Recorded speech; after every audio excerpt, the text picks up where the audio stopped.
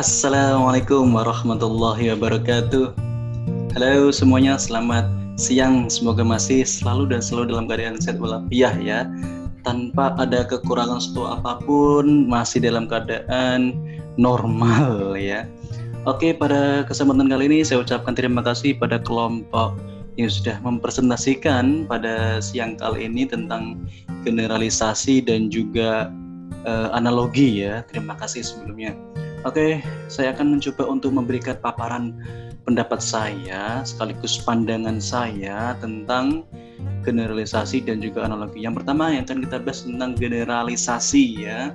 Nah, for your information, pakai bahasa Inggris gak apa-apa ya. Generalisasi itu dari bahasa Inggris ya, generalization ya. Jadi generalisasi ini adalah merupakan salah satu jenis penalaran induktif ya, yaitu penarikan kesimpulan dari sesuatu yang khusus menjadi sesuatu yang umum. Dulu saya masih ingat pertama kali atau pertemuan kedua ya, saya mencoba mendeskripsikan, menjelaskan tentang penalaran induktif itu ya. Jadi apa sih generalisasi itu ya? Jadi kalau kita mengambil kesimpulan dari sebuah kelompok berdasarkan informasi tentang anggotanya, maka kita ini sudah melakukan generalisasi loh.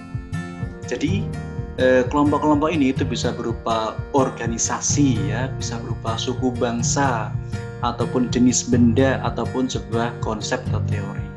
Jadi misalkan ya, ini kelompok yang berupa organisasi ya, ada statement, ada premis yang menyatakan bahwa membuat generalisasi bahwa warga NU itu merupakan lulusan pesantren ya.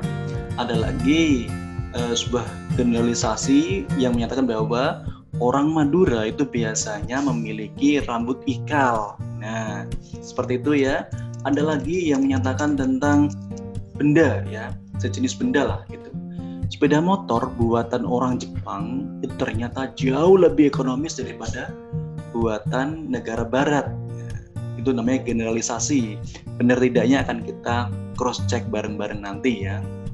Atau mungkin ada generalisasi dari sebuah topik tertentu nih ya. Misalkan toleransi itu adalah nilai yang dianut oleh seluruh warga negara Indonesia.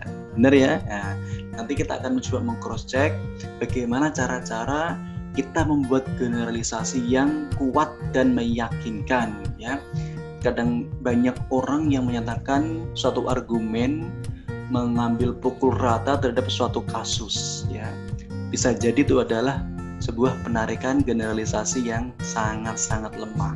Kita akan coba kupas lebih dalam ya tentang hal tersebut.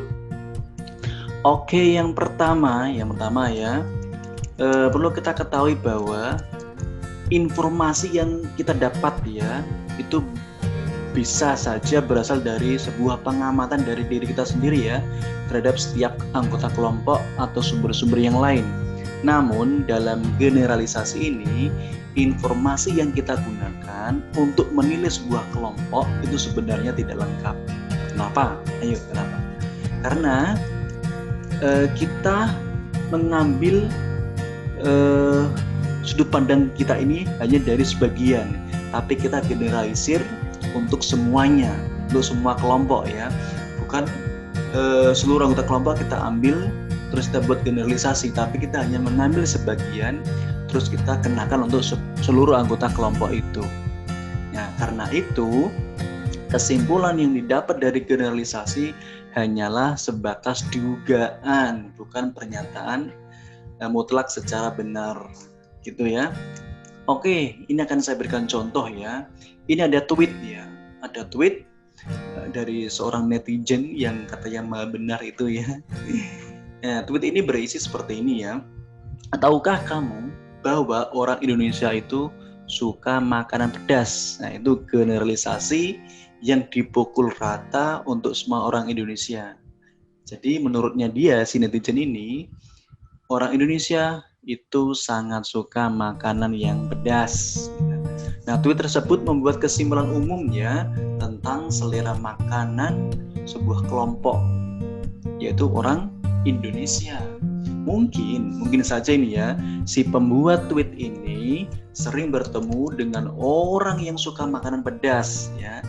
Mungkin juga bisa jadi ya dia banyak menjumpai menu-menu pedas di restoran yang menjual makanan Indonesia sehingga dia menulis tweet seperti ini ya, cuitan seperti ini. Tetapi mungkin nggak sih ya, atau bahkan tidak mungkin ya, mungkin nggak sih kalau dia itu bertanya kepada seluruh masyarakat Indonesia, orang Indonesia, atau mungkin nggak sih dia itu sudah mencoba seluruh menu makanan di Indonesia sehingga dia bisa buat kesimpulan bahwa orang Indonesia suka makanan pedas. Mungkin nggak? Nah itu bisa jadi tidak mungkin ya, karena hampir suatu yang mustahil ya. Jadi kesimpulannya, untuk menilai sebuah generalisasi, lihatlah itu semuanya sebagai dugaan ya, bukan generalisasi. Nah, pertanyaannya adalah apakah dugaan ini punya dasar yang kuat? Lalu bagaimana cara membuat generalisasi yang baik? Nah, coba kita perhatikan langkah-langkah atau step-step ya untuk menilai apakah sebuah generalisasi itu baik atau lemah, atau bahkan mungkin kuat dan meyakinkan. Nah, kita akan buktikan ya. Berikut langkah-langkahnya. Yang pertama, selalu gunakan lebih dari satu contoh sehingga argumen kalian, generalisasi kalian yang kalian buat itu akan menjadi kuat ya. Misal ya, di perumahan Gria Asri Pak Jono itu menolak membayar iuran sampah bulanan.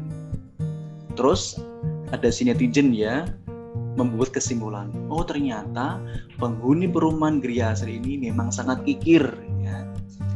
Nah, si netizen ini berkesimpulan bahwa seluruh penghuni ya perumahan ini itu bersifat kikir, padahal dia hanya mengambil sampel dari Pak Jono saja ya. Nah, karena itu yang dilakukan si netizen itu adalah generalisasi yang sangat-sangat lemah. Nah, agar generalisasi yang dia buat itu menjadi lebih kuat, tentunya dia harus bisa menyebutkan lebih banyak contoh, tidak hanya satu ya, lebih banyak contoh penghuni-penghuni lain yang perilakunya dapat dikategorikan kikir ya. Jadi tidak bisanya satu sampel Pak Jono saja, gitu ya. Yang kedua, gunakan contoh yang benar-benar mewakili keseluruhan kelompok. Nah, kita lihat contoh berikut ini ya. Ada sebuah generalisasi yang menyatakan bahwa sebagian besar anak kelas 12A itu diterima di universitas negeri. Dan oleh karena itu, ada kesimpulan tingkat keberhasilan masuk universitas negeri di sekolah ini itu dapat dikatakan tinggi. Nah, contoh generalisasi ini adalah contoh generalisasi yang tidak kuat atau kurang akurat. Kenapa? Karena contoh yang digunakan tidak mewakili keseluruhan siswa kelas 12 di sekolah tersebut. Bisa saja kan, tadi dicontohkan sebagian besar kelas A, 12A. Nah, bisa saja sekolah itu mengumpulkan anak-anak pintar hanya ada di kelas 12A. Sehingga wajar dong jika sebagian besar diterima di universitas negeri ya. Itu wajar sekali. Jadi untuk lebih kuat ya, kita harus bisa mengambil contoh-contoh dari kelas lain. Tidak hanya kelas 12A, ada 12B, C, dan seterusnya, sehingga paralel. Itu baru bisa dikatakan tingkat penerimaan siswa dari sekolah itu di perguruan tinggi negeri sangat tinggi. Ya. Bisa difahami ya. Yang ketiga, waspadai adanya informasi yang tersembunyi. Ya. Kita ambil contoh ya. Dalam 1 tahun terakhir ini, ratusan orang meninggal karena kecelakaan bis. Karena itu, kesimpulannya ya, bis bukanlah alat transportasi yang aman. Mungkin ya sekilas argumen ini tampak kuat. Kenapa? Karena angka ratusan, jadi ratusan orang kecelakaan itu ya. Jadi angka ratusan itu terdengar sangat besar. Tetapi jika kita tahu bahwa ada belasan juta orang yang menggunakan bis dengan selamat 1 tahun terakhir ini, maka tentu saja persepsi kita juga akan berubah ya. Dengan kata lain, seharusnya argumen ini menggunakan perbandingan antara jumlah korban kecelakaan dengan orang yang bepergian yang selamat ya. Tapi hanya satu faktor saja yang disebutkan tadi ya, tentang ratusan orang, padahal masih banyak ribuan jutaan mungkin ya yang naik bus tapi tidak kecelakaan. Nah gitu. Yang keempat, ujilah generalisasi itu dengan contoh yang berlawanan. Nah di sini contoh yang berlawanan itu adalah sebuah informasi yang bertentangan dengan kesimpulan generalisasi kita. Walaupun ini bertentangan ya, namun ia tidak akan memperlemah argumen kita. Sebaliknya, dengan memperhitungkan contoh-contoh yang bertentangan ini, justru argumen kita akan menjadi makin kuat. Kita ambil contoh nih ya. Kalian tahu Liga Inggris ya? Liga termahal di seluruh dunia ya, yang selalu memberikan kejutan-kejutan ya. Bahkan tim-tim kecil pun sekarang bisa masuk ke 4 besar, bahkan jadi juara seperti Leicester City ya waktu itu. Nah, ada statement seperti ini ya.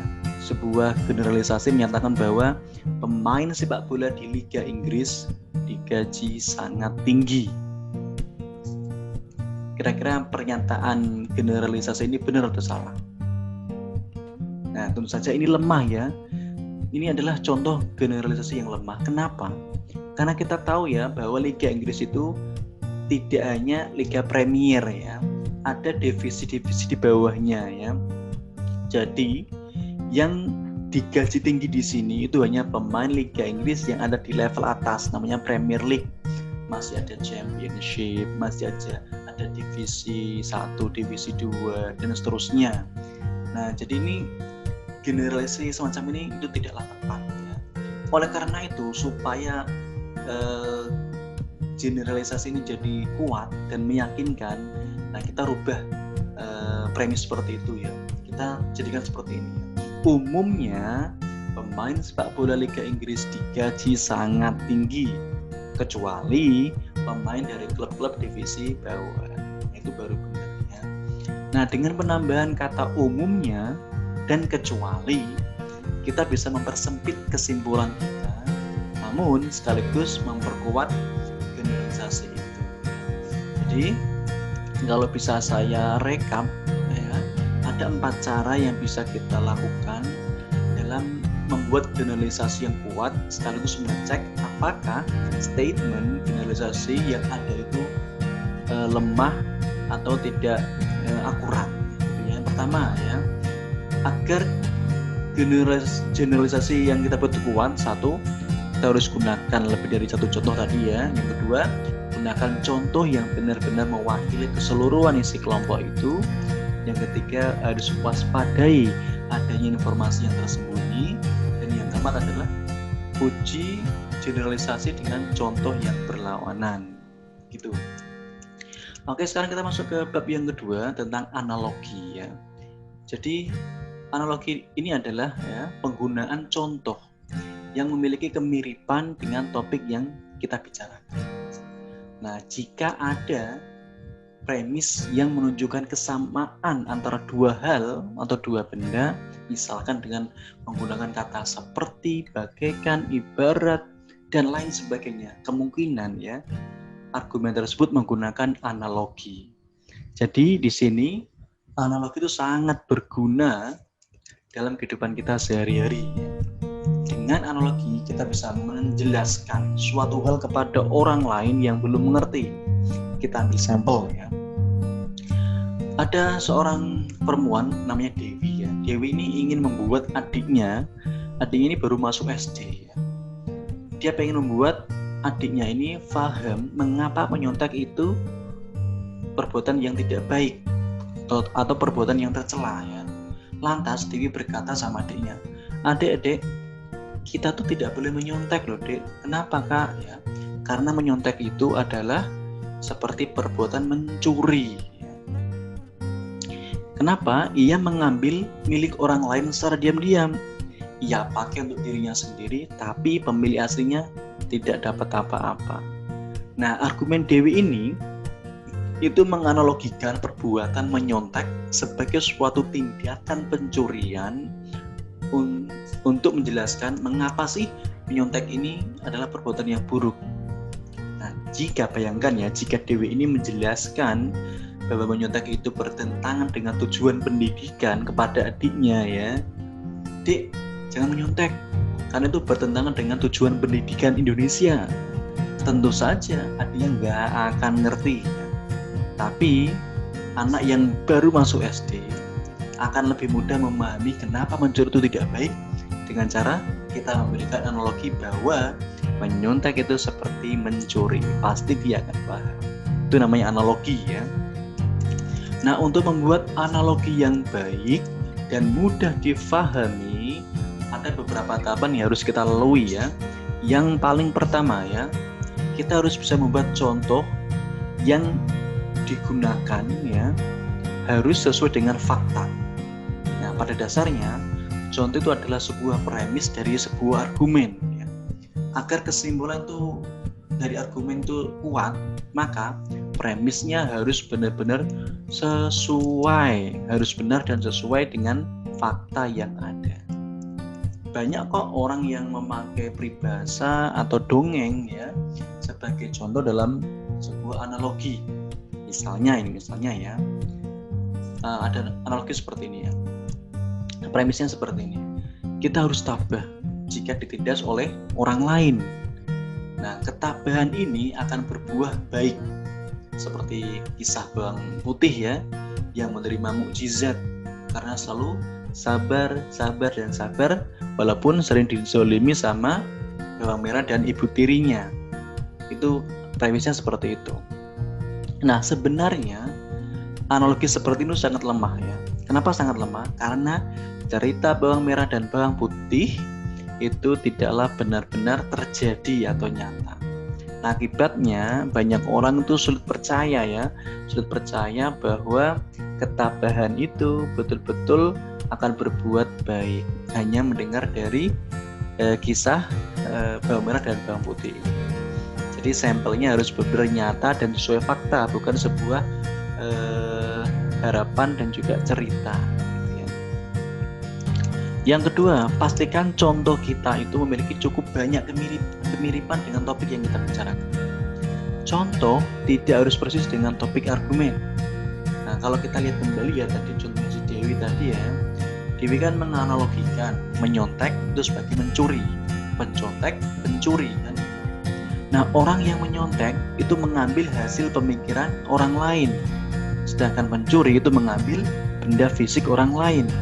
Tapi ada konsep yang sama ya, yaitu kedua-duanya sama-sama mengambil hak milik orang lain untuk kepentingan dirinya sendiri. Nah, oleh karena itu kita bisa mengatakan bahwa analogi Dewi itu sangat kuat. Bandingkan dengan contoh berikut ini ya. Makanan itu seperti bahan bakar deh. Nah, tanpa makanan tentu saja tubuh kita akan menjadi tidak bisa beraktivitas.